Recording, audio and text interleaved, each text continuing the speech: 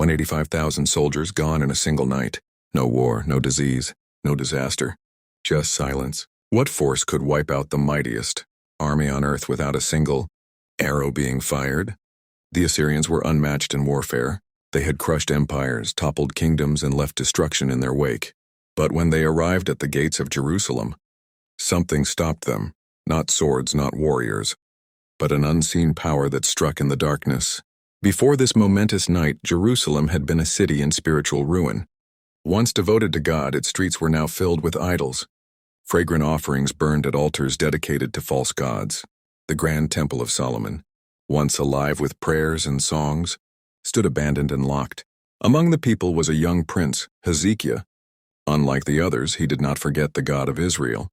He remembered the stories of his ancestors: David defeating giants, Moses leading his people through the wilderness, Abraham's unwavering faith. While others turned away, Hezekiah held on to these truths. When his father King Ahaz passed away, Hezekiah ascended to the throne, and his first act as king? He marched to the temple and ordered its gates unlocked. Before the astonished people, he summoned the priests and commanded, "Cleanse this house of God. Remove every impurity. We will worship the Lord again." Hammers shattered idols across the city. Pagan altars crumbled. Day by day, Jerusalem transformed. The people rediscovered their faith, and soon, the temple was once again filled with prayers, music, and devotion. But Hezekiah's boldness drew attention. Far to the north, the Assyrian Empire had heard of this young king who dared to defy their gods. And they were coming. The Assyrians were more than just warriors. They were a force of nature. Their armies moved like a storm, flattening everything in their path. When they marched, the earth trembled beneath their feet. They built towering siege machines, rolling fortresses that loomed over city walls. Their battering rams, tipped with iron, crashed against gates until they splintered. They dug tunnels beneath defenses, cutting off supplies and poisoning water sources. Their tactics weren't just physical, they waged psychological war. Before striking, they sent messengers to recount the horrors they had inflicted on other cities. Many surrendered out of sheer terror. Their leader, King Sennacherib, saw himself as invincible. He called himself king of the world.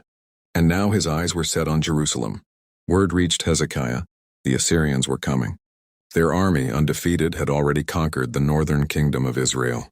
Now they marched toward Judah. But Hezekiah refused to surrender. Instead, he prepared. First, he strengthened Jerusalem's defenses. Walls were reinforced, towers raised, gates secured. Day and night, workers toiled, knowing that time was running out. Next, he ensured the city had water. Jerusalem's main water source lay outside its walls, an easy target for the enemy.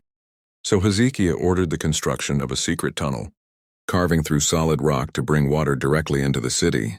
This tunnel, now known as Hezekiah's Tunnel, remains one of history's greatest engineering feats. Then he stocked food supplies.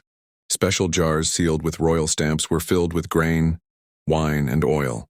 Every storehouse overflowed in preparation for a siege. Yet Hezekiah knew that walls, water, and food alone would not save them. He needed his people to remain strong, not just in body but in spirit.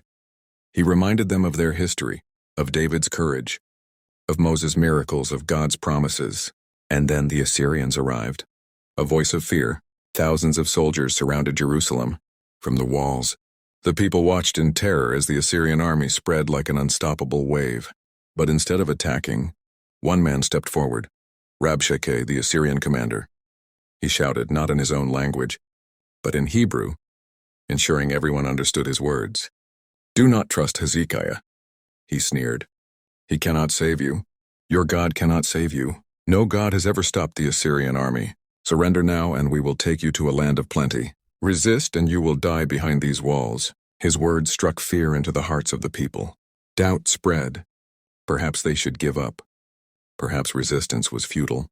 Hezekiah, hearing these words, tore his robes in sorrow, but he did not despair. Instead, he sought guidance from the prophet Isaiah. Isaiah's response was clear: "Do not be afraid. God has heard the insults of the Assyrians. They will not triumph." That night, Hezekiah went to the temple and prayed. "Lord, you alone are God. Hear our cry. Save us so that all the world may know you are the true God."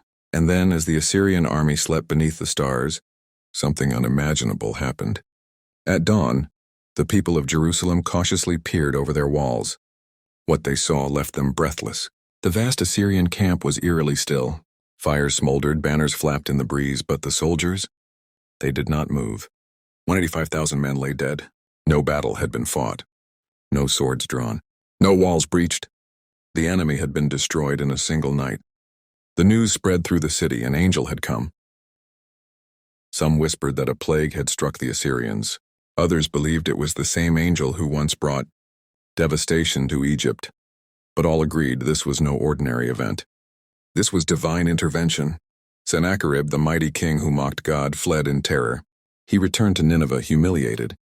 And there, in his own temple, he was assassinated by his own sons. Jerusalem rejoiced. Hezekiah had refused to surrender. And God had answered in a way no one could have imagined.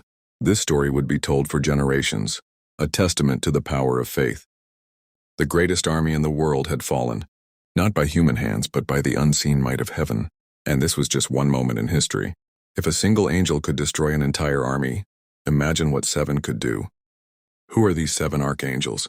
What roles do they play in God's divine plan? And which one might have been the unseen warrior who saved Jerusalem? Click the video on your screen to discover the untold stories of the 7 archangels. Their power is greater than you can imagine.